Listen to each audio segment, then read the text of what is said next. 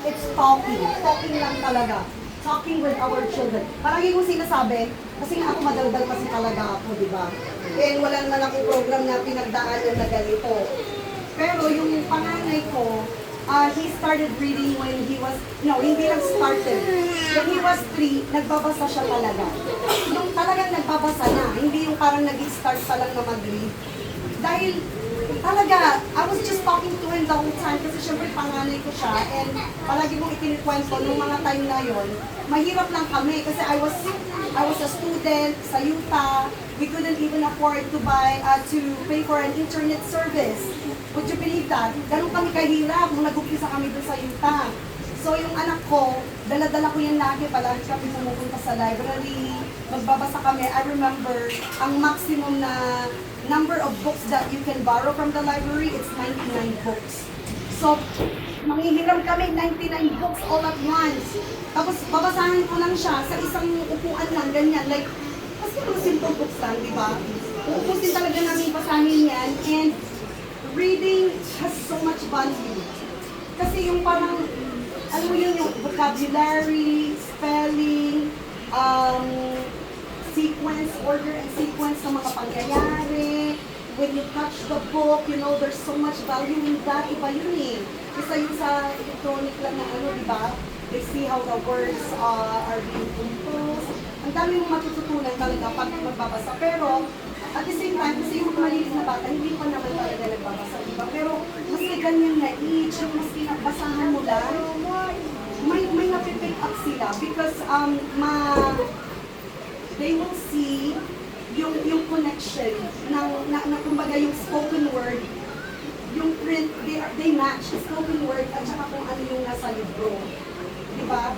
So really, if I'm going to summarize in one word, kung ano yung nandito, it's really communicating with your children, intentionally, with intention. So katulad nung si Sonori at si Lilith sinasabi na habang nag-play, diba? Na parang take advantage of that kasi naglalaro naman na yung bata eh. So ngayon, parang habang naglalaro, what's the color of this toy? Ganyan. What are you doing? So you just keep talking, you keep asking questions. And then makikita niyo later on na yung bata nagiging mas more attentive.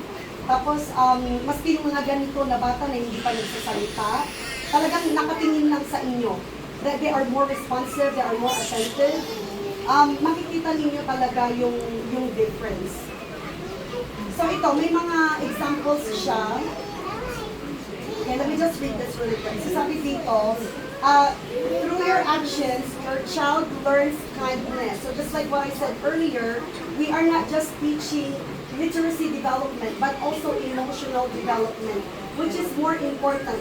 Actually, sinasabi nila ngayon na mas importante pa yung emotional quotients, EQ, kaysa yung IQ.